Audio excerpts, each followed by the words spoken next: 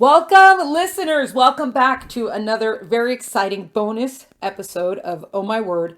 Today we have an incredibly special treat because we have a guest with us who's not only a really special treat because of the guest who she is, but she's also someone that Becky Sprafford, if you remember from a few episodes ago, told us that we must speak with her. So we are thrilled right now to have author Sonali Dev. Did I pronounce it right? With us today. So hi and welcome. Did I get your name right?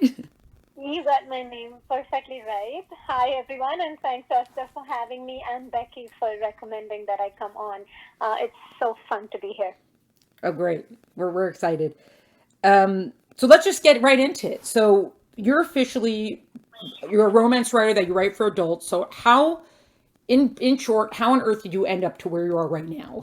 How did you get into writing, or why into romance? How did that happen? It's really quite simple. I think I've written before I even read. Like I think I was writing even before I was reading. So writing is probably something I have done ever since I could do things. So it is one of my oldest memories. It is, it was a friend of my childhood. I grew up in a military family, and so we moved around a lot. Was always the new kid on the block when I was very young. And so I remember writing down my thoughts, writing couplets and little poems about everything. So I kind of remember writing for as long as I've lived. So there was always that. As far as writing as a profession, I grew up in India, and it wasn't really something that I believed would put food on the table, rightly so, no matter Right, where you grow up. right. And and so, of course, I went to architecture school. I have degrees in architecture and communication, and so I followed a parallel path. That helped me do the putting of food on the table thing, and but I never did stop writing because I never could. It really, I think, became being published, becoming a published author only became something I became obsessed with, or believed could happen. I think about maybe 15 odd years ago. I had I don't even know really how it came about, but it was something I always knew. Like if you asked me what my greatest dream was when I was very young, I would say I want to be that author, whose books are available everywhere and who sits on a mountaintop in her cabin and writes. Right. so um, so I think somewhere along the way, it did. I got. I did believe, that this could be something that someone other than me would be interested in reading my words, Right. and that happened. I think that happened when my best friend is a movie producer Oh, in India, and she she had just won this big award, and she was reading a lot of and so we've lived on different continents for years and spoken you know almost every day, and we're both movie buffs, and we were kind of talking about the script she's reading, and she was a little frustrated with the script she was reading, and that's going to be my puppy in the background, and yeah. she said, well, how hard can it be? You like to write. You should just write me something. Oh, And I said, wow. you know what? I'm going to. And Oh, wow. famous last words. And so I wrote her a script, which was, really terrible. And is my book beneath the bed. We didn't think it was terrible then, Right. but I think once I had written fiction, once I had created characters and a world, and once I had been through that, it's addicting, I mean, there's no Yeah. getting away from it once you've done it. And so then I was sucked in, completely consumed by that. And then, I literally went to my library and picked out every book on novel writing, like craft book I could find, and it started from there. I mean, I think one of the books I picked up was called How to Write a Novel. Right. And so then I took classes at the University of Chicago, had how to write novel classes, and so I kind of then built the craft and built the craft, and that kind of is finished my first novel. I think April of 2010, and Wow. sold it February of 2013. So, Wow. it kind of, yeah, and have written under contract since. Wow, that's amazing. It's actually it's interesting that you said that your first kind of forays into writing was in screenwriting because that was my first steps into writing was also screenwriting. Only because I thought novels are just so long and who's going to write that and screenwriting is so much shorter. But I think in the end it helped me because you have to really be able to get your thoughts down in screenwriting. So I guess that was a good jump. But I do have to Oh, ask. Yeah, it's a great place to start, and I think we're not unique in any way. There's a lot of novelists who start there, right. because it is, I mean, it feels like such an accessible thing that for some reason with the amount of television, stupidly it feels accessible, Right, or right. and I think the minimalism of it and the visualness, plus the whole, you start from a place of show not tell because you can tell so little. You Exactly. have to show it all, and so those are great lessons if you start from there, I think. Yeah, that's a really good point. I do have to ask though that um, you said that you always dreamed of living in your like little cabin up on the mountain. Did you, in your mind, had you been the one to design your cabin because you did architecture, or did someone else design the cabin for you? I mean, I always knew it was kind of, ridiculous because I was, offered an advance, and I know, that is completely, a fictitious dream for maybe 98% of Right. authors. But yeah, I mean, I am kind of obsessed with space, and even in my books, it's a really strange thing, but the homes or the spaces that my characters inhabit, Right. I always know the exact plan. I know it really well. I know the plans and the elevations and the decor really well. That helps me kind of. I don't know if all authors, all writers do this, but so then, when they're walking down a corridor or going, looking, staring out a window, I have a very good sense of where they are Uh, placed. And I think, I don't know if that the architecture helps or if this is just something all writers can do. oh wow. No, I think the architecture helps. I definitely. Well, I wonder, does the architecture also help because are there any similarities between your structure of a house and your structure of a story? Are there any sort of parallels, or it just gives you a very vivid sense of place for you in, in, specifically? in incredible parallels, because I think it is, it's a process of creation, right? Creating something out of nothing, and it is also a process of creation that involves a lot of visualizing, trying it out, and then revising. In those ways, the two processes are very similar. Right. You start with a blank piece of land or a blank room, and you kind of have a vision, just like you start with, you know, with an idea for a story, and everything else is kind of blank, but you know what the story is going to look like in the end, or at least, again, this happens with me. I know exactly what my story needs to be when it's on a shelf at the end of it. Right. But there is, hundreds of hours of work between, uh, you know, getting there, between where I am and getting there. And the same thing happens with design. You visualize the end, and then you have all these things that have to be done on your way there. And I think that's a very similar, similar process. And then there's layering. At least when I went to architecture school, we did all of our drawings and designing and planning on transparent tracing papers, right?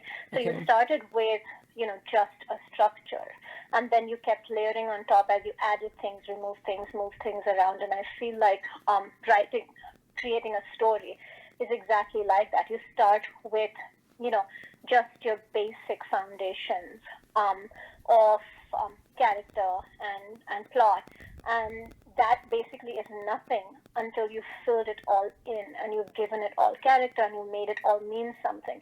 And so very much in terms of process, I feel like, I relate the two in my head all the time.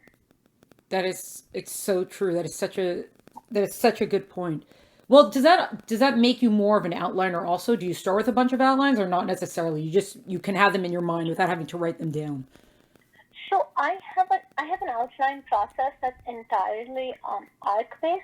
I think that's the Okay. best way I've found to, because it's a kind of a crazy nebulous mental process, as I think a lot of people's processes.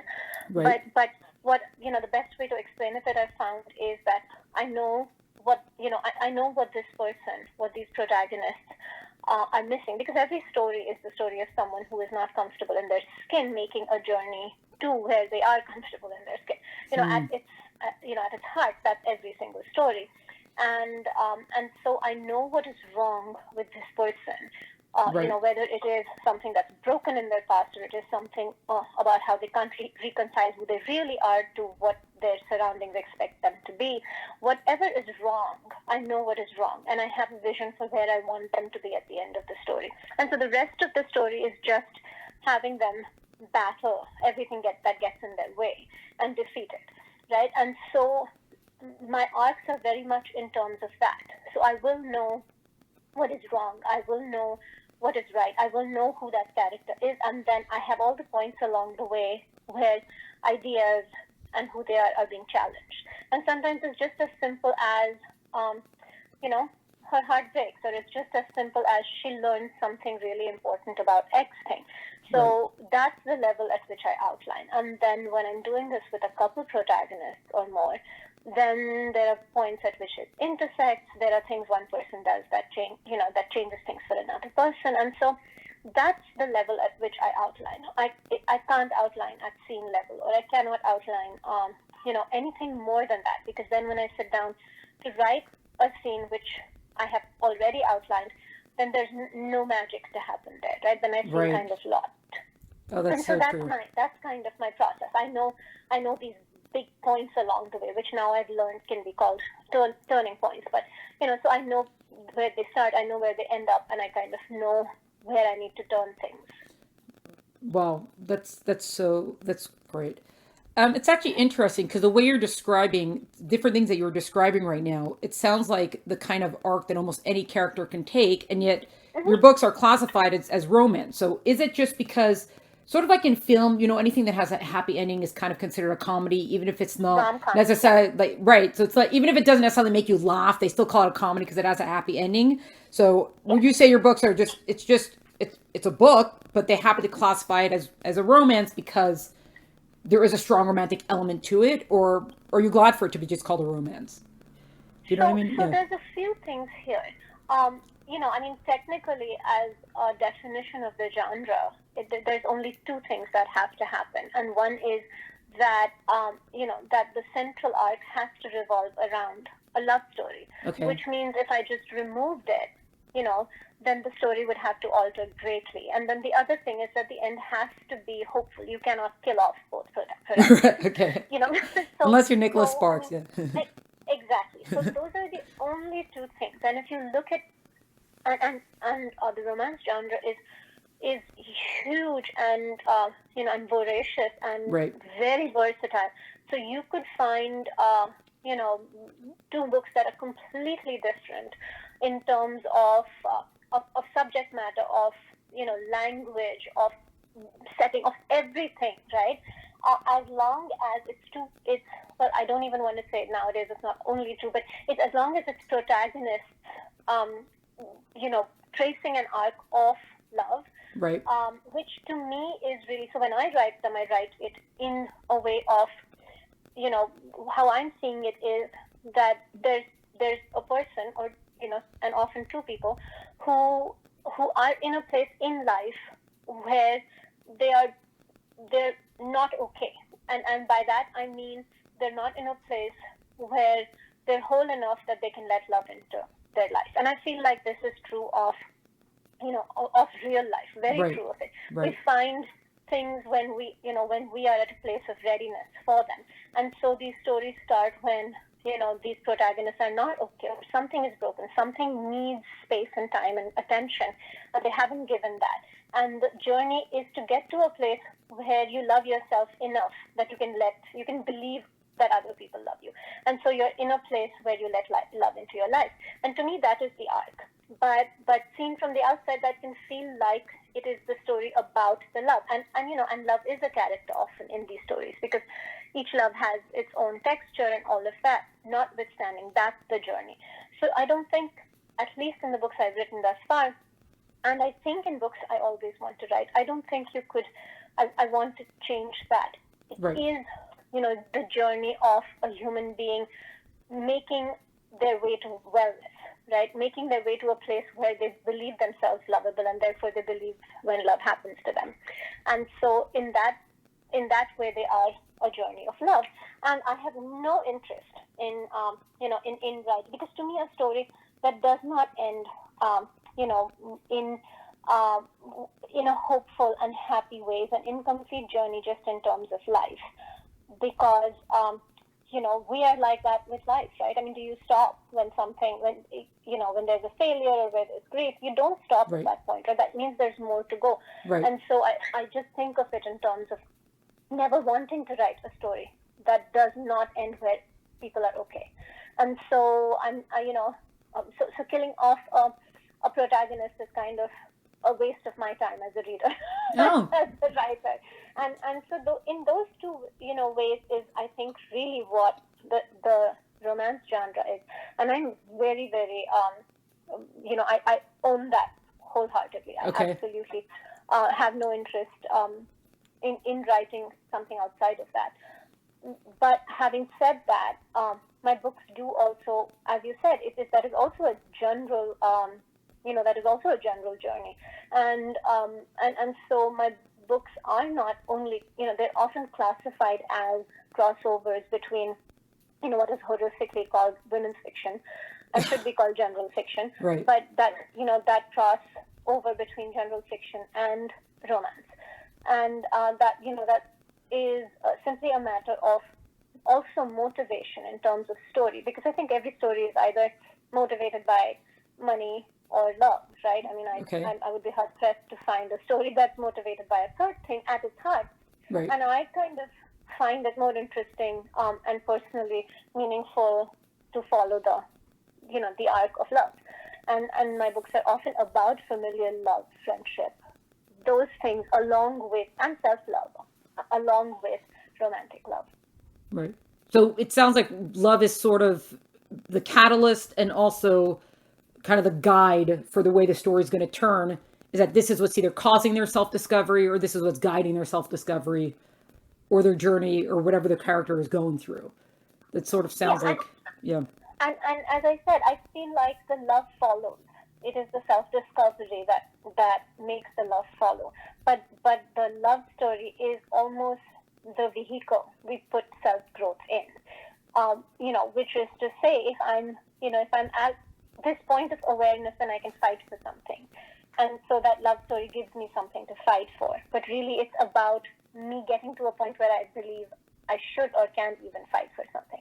And so it's, and that's why the love story or the love arc is really just, my device or my, the tools I use to demonstrate self-love and growth. Right. Oh, that's fantastic.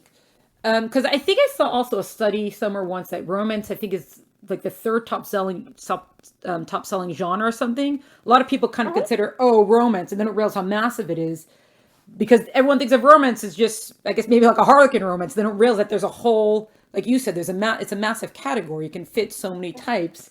As long as it's driven by romance, it can be anything. So that's a really interesting point. And also, if you see a lot of your books, or I think almost all your books, either have the protagonists are either someone from India, or they grew up in a family that's from India. So it's all based around that, I guess, that culture, even though it's in America. So are there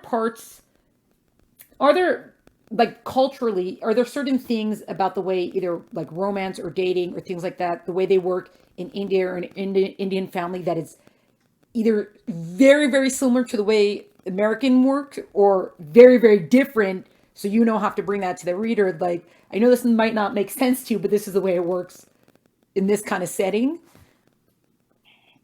Yeah. So, I mean, the most important thing I think to know is that no culture is a monolith, right? And for sure, Indian culture is not a monolith, because it is, 30 odd subcultures all mixed in together. And when I say subcultures, I mean like different languages, cuisine, dress, all of it. Right. It's like if the best example I like to give people is if you considered if you made Europe into one country. Okay. You would have, Swiss culture and British culture and French culture and all of that. There is oneness to them. Right. European culture, but right. each one is an entirely developed, entirely established culture in itself. And India is like that. Plus, you throw into that, the divisions of, urban versus rural, anglicized versus regional, wealth, and all of that. There's just so many striations to that society which are completely, which I think sets that particular country apart. Okay. I think we'd be hard pressed to find another country with that much diversity within its borders. Right. That coexists. And so to say that X happens in Indian culture is very presumptuous. Okay. Having said that, there are some X's that there is a chance happen. And that's where there's a line between stereotyping and, telling an authentic story. Okay. And so, the good news is that this is my culture. I have internalized it. I have generational memory for it. I have, my entire being is seeped in experience of it and observation of it, even though I have, my life is one sliver of it. And so all of that kind of comes into play in my stories. Now, my stories are, everywhere.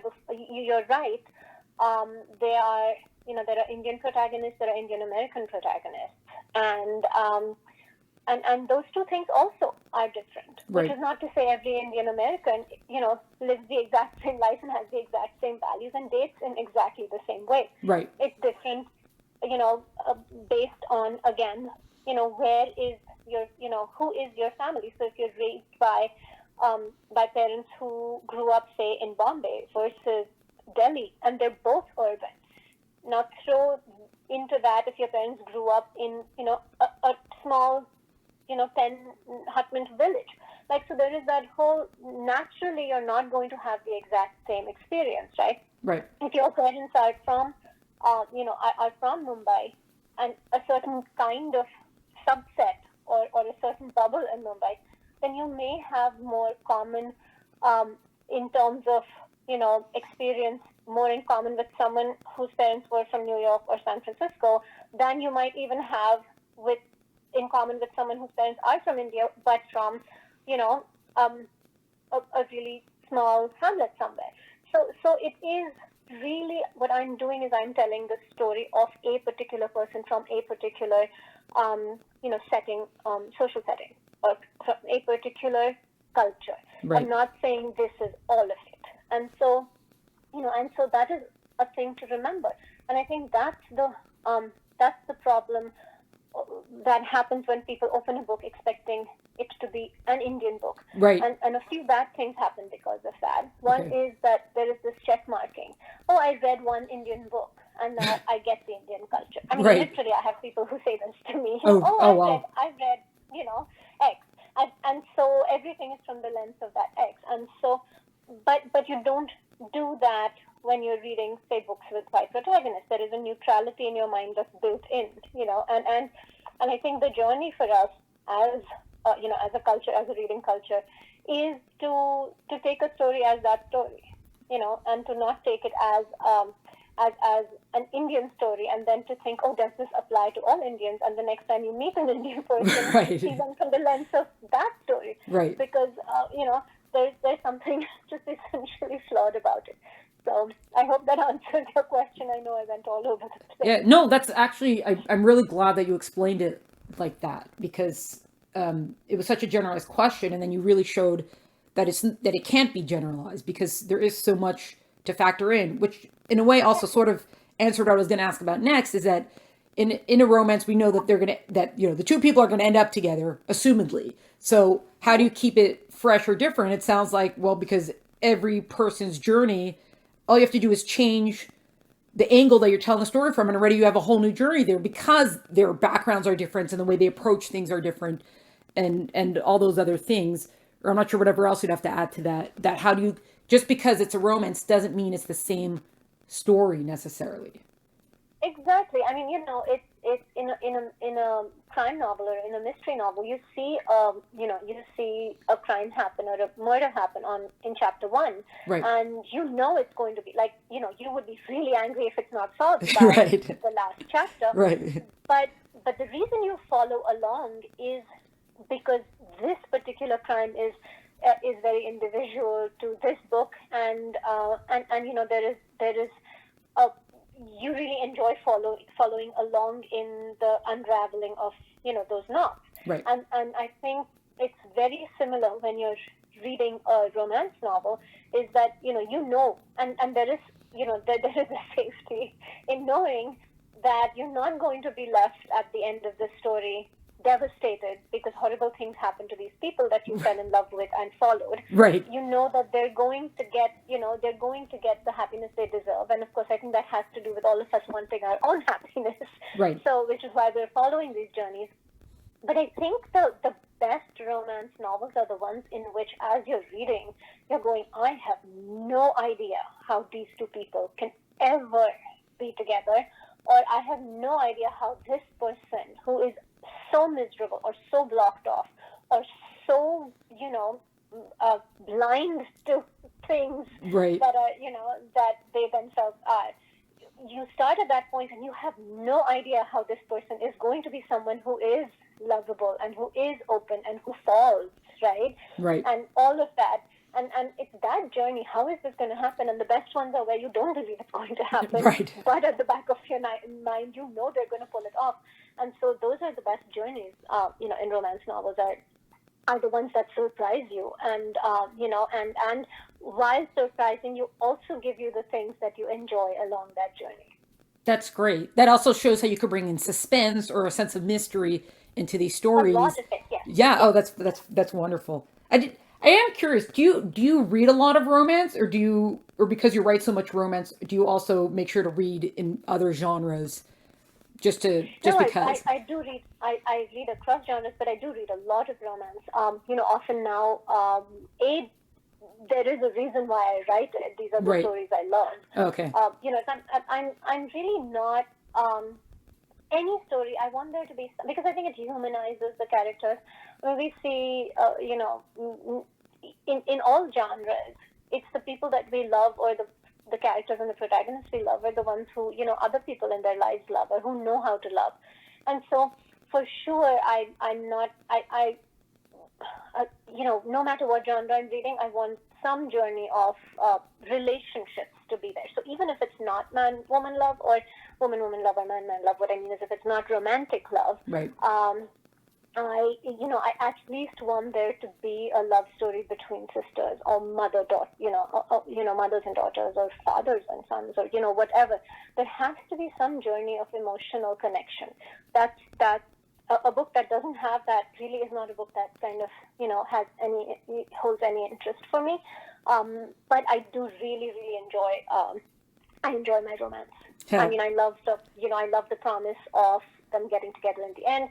I love worrying that they're not going to get together in the end. Right. I love the hits along the way where you see them change and get cracked open slowly, because it's a journey of vulnerability, right? You're cracking these characters open and open and open when they don't want to be, and I absolutely love that. Oh, well, okay. That's really nice. And I don't know, it's so different than some of the books that I write, especially I just did these fairy tale adaptations, and I kind of took away the fairy tale glow element from it and try to really like sink the relationships down in the dirt almost. So it's so different. It's interesting. But speaking of adaptations, I saw your most recent books.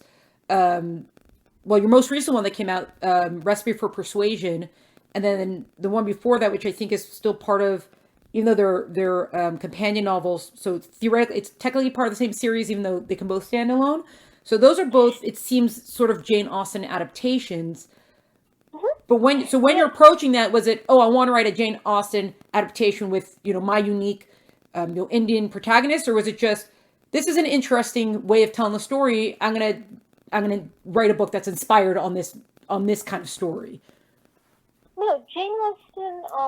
So I see them as homages. I see them as stories that are inspired by what I learned personally from reading Jane Austen very young. So Okay. it was a lifelong dream. Huh. From the very beginning, from when I read her, and she made me believe a lot of things about myself. She kind of, the direction in which I grew was certainly, influenced by her books and her characters. And I always knew that I was going to write stories that paid homage to the themes of her novels. So it was never like, let me take Pride and Prejudice and set it in the Indian culture. Right. Because, I just had no personal interest in doing that. Okay. What I had an interest in doing is, seeing what she does in her stories with respect to, again, the same, self-worth and how people, first impressions and how people navigate that, making mistakes, making huge mistakes and having a chance to fix them. Laughing at the world you live in while living in it. Right. And all of those things.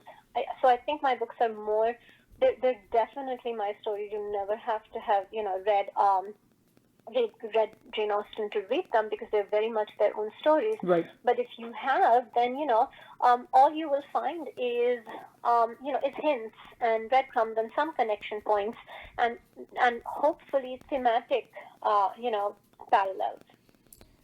Not so much just the exact same story scene by scene set in a different culture. Right. Oh, right. Okay. Yeah, that's a good. Yeah, that's a good thing to clarify. Yeah. Okay. Now just turning because we're almost we're getting a little bit over time here, but I did want to ask you. So as I write young adult fiction, and there are certain romantic elements that you kind of see trends in. So I'm wondering if there's a parallel with that in adult romance. So for example, a few years ago, especially when I was first getting into this, a lot of the books had the love triangle. It was almost like a staple of young adult fiction that there was going to be a love triangle in there. Now they're moving over a little bit more towards like friends to lovers or haters to lovers. Kind of that's like the new trope that's being introduced. So does adult romance follow any of those, or everyone's just doing their own thing and sometimes you'll find similarities and sometimes not? So there are, of course, popular tropes in romance, like a second chance at first love, Right. Enemies to lovers, friends to lovers, opposites attract, all of that. And I find often that a lot of romance novels are a mix of tropes also. And so yes, to answer your question, tropes are certainly something that's built into romance. And I feel like the love triangle with young adult, it just kind of matches up with with youth and youth angst and learning yourself. And one way of learning yourself is to learn what you're attracted to. And there's so that's a very naturally inbuilt inbuilt trope for that age. And so it makes sense. I don't think it's as popular of a trope in adult Right. romance because it's much harder to justify when you're a fully grown adult, Right. not to string two people along or whatever. Right. That goes with. And so and so yes, but there are disliking people the first time you see them. These are all just like natural parts of how we meet and connect with people, and so those definitely translate into tropes in romance. Yes, that is actually one of the best descriptions of a love triangle. Sorry, going back to what you said that I've ever heard, because usually, especially when it's in every young adult, you kind of start rolling your eyes to it, like, okay, let's get past this, just choose someone already. But the way you described it as just, they're learning about themselves and they're seeing they can be attracted to two different types. And it comes to the point where they eventually have to choose, okay, which type am I going to go with? As in, like, which direction am I going to go in? It makes so much sense when you say it like that. I have to thank you so much for giving me, for enlightening me in that area, because, I don't know if I'm ever going to fully buy into it because, like you said, as an adult, that doesn't really happen. You can't really do that, but that makes so much sense. I thank you so much for that. You're very welcome. Yeah, I mean, confusion is almost like the entire teen experience is one of confusion, and so it Right. makes complete sense. Yeah. Right. That's also very true. Well, because I once heard someone explain that teens a lot, like some people also get upset when you have in teen novels and young adult that you have this instant love. And so someone said, well, have you ever met a teenager and if they like someone, it's all of a sudden like they're getting married, even if they don't know Oh, them. Like that's the way teens sometimes talk. And when I read that, I was like, yes, that also makes sense. I might not love that it, but that does make sense. that totally makes sense because one of the, speaking of tropes, my favorite trope in romance, in adult romance, is second chance at first love. Okay. And it's almost funny because every second book I've written has been that. Oh. And I think, and so I always joke that I need therapy because I'm trying to work through something. But jokes apart, what I think is so powerful about that trope is exactly what you just said. The way you can fall in love when you are young, when you're 14 and 15 and 16, or the texture of your love, like that craziness. You're never that stupid or that vulnerable as an adult. Right. Because we grow up and we learn to protect ourselves, but that entirely unprotected, crazy way in which you fall in love when you're young is never repeated. And the only way to bring that into adult romance, or one of the easiest ways to bring that into adult romance, is to give you, a second chance at that. Right. And it also, the other thing that, no one can deny is that, youth is stupid. In some ways, right?